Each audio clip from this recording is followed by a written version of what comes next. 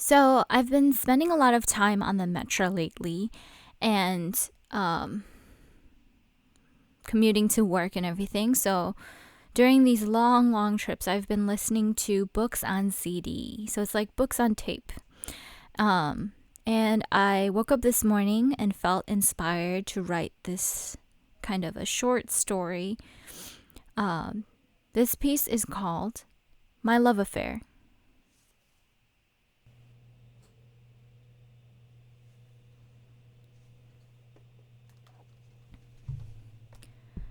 Chapter 1. Yesterday, at 2 a.m., loneliness visited me again. As I was lying in the dark and struggling with my insomnia, he crept into the room. I knew it was him. He stood above my bed and gazed down on me. Great. I really didn't want to deal with him tonight. I was tired from work, from the long commute, and that darn train with all of its passengers smelling like that anguish of a long day's work. Loneliness gently crawled in between my covers and wrinkled my sheets. He laid his cold, hard body next to mine, and for a moment he didn't move. He just laid there looking at the back of my head. Then he drew back a few strands of my mangled hair and inched closer.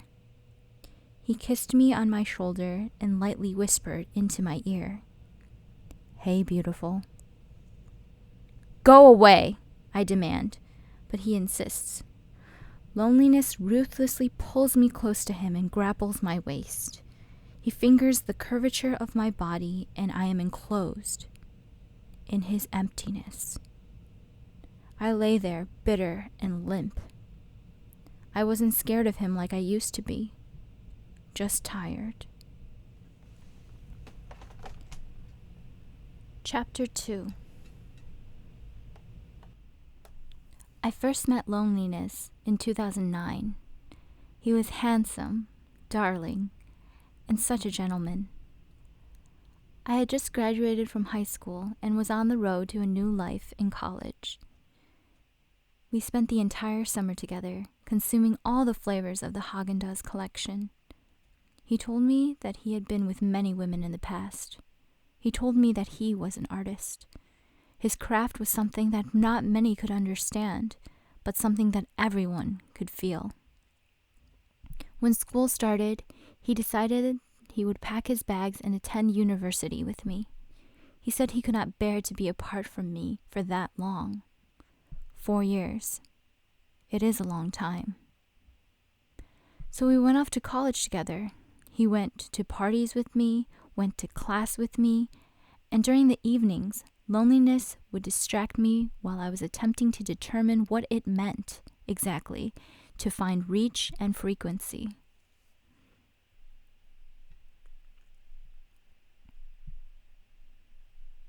Chapter 3. We had our first fight when we were in Taiwan. The summer of my freshman year in college, I decided that I would travel all the way across the globe with Loneliness. We both thought it would be a good idea. We walked the streets of Taipei City, sharing authentic, sweet bubble tea. We went to the night markets together. We went to a number of live shows together. It was nice. Loneliness catered to where I wanted to go and where I wanted to be. On this particular day, the eastern sun was hovering above us, and I guess it made us both very irritated. It was very hot.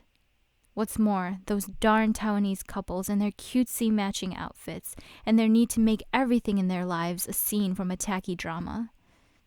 "Well," I said to Loneliness, "how come you never chased a bus for me? How come you never buy those cute couple outfits for us?" He looked at me devilishly. "Because," he says, "I love you in a different way." "Well," I said, "I don't want that. Why can't we be normal?" "Normal?" "Yeah, normal." "What's so great about these couples anyhow? They all act the same way, lovey-dovey, living in their own little world. But it's all lust. Then something in me just snapped. I don't know what's so great about them, but it's better than what we have. You follow me everywhere, and I think I'm tired of being with you. Well, little lady, he said, you really want me to chase a bus? Chapter 4. We tried again in New York. It seems he's more unbearable when I was out on my travels. In Manhattan, loneliness went with me to the musical theaters, to the art shows. We ate overpriced street food and searched for what little green there was in the city. Block after block, it started to blur. On the last day in the city, we were standing in front of a lovely piece from a local artist. It was a lithograph of his long-lost love. Loneliness tickled the hairs on the back of my neck and said, "You know, I really hate art museums." "You know," I said, "I'm starting to hate them too." Chapter 5. Sometimes he's too much to take. Sometimes he calls me 20 times a day, and sometimes when I'm with him, I can't feel anything or enjoy anything that I'm doing. He got jealous every single time I would talk to my friends. He didn't want me to be with anyone else, just him. Loneliness was obsessed with me. He loved me from head to toe, inside and out, and he refused to leave me. He wanted every single piece of me. He didn't want me to be my own person. He wouldn't let me go. It came to a point where I just shut myself indoors with him, and all we would do is stare into each other's eyes. And then he would criticize me. He criticized my art. He criticized my hair. He criticized me about the way that I breathed.